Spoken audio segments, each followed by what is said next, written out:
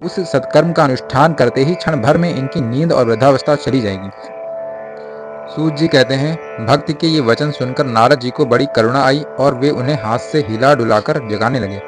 फिर उनके कान के पास मुंह लगाकर जोर से कहा, ओ ज्ञान जल्दी जग पड़ो, ओ वैरागी जल्दी जग पड़ो। फिर उन्होंने वेद ध्वनि, वेदांत घोष और बार बार गीता पाठ करके उन्हें जगाया। इससे वे जैसे तैसे बहुत जोर लगाकर उठे, किंतु आलस्य के कारण वे दोनों जमाई लेते रहे, नेत्र उघाड़ कर देख भी नहीं सके। उनके बाल बगलों की तरह सफेद हो गए थे, उनके अंग प्रायः सूखे काठ के समान निस्तेज और कठोर हो गए थे। इस प्रकार भूख प्यास के मारे अत्यंत दुर्लभ होने के कारण उन्हें फिर सोते देख नारद जी को बड़ी चिंता हुई और वे सोचने लगे, अब मुझे क्या करना चाहिए? इनकी यह नींद और इससे भी बढ़कर इनकी वृद्धावस्था कैसे दूर हो? शौनक जी इस प्रकार चिंता करते करते वे भगवान का स्मरण करने लगे। उसी समय यह आकाशवाणी हुई कि मुने, खेद मत करो, तुम्हारा यह उद्योग निसंदेह सफल होगा। देवर से इसके लिए तुम एक सत्कर्म करो, वह कर्म तुम्हें संत शिरोमणि महानुभाव बताएंगे।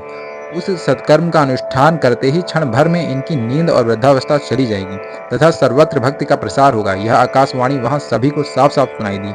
इससे नारद जी को बड़ा विस्मय हुआ और वे कहने लगे, मुझे तो इसका कुछ आशय समझ में ही नहीं आया। नारद जी बोले, इस आकाशवाणी ने भी गुप्त रूप में ही बात कही है, यह नहीं बताया कि वह कौन सा साधन किया जाए जिससे इनका कार्य सिद्ध हो।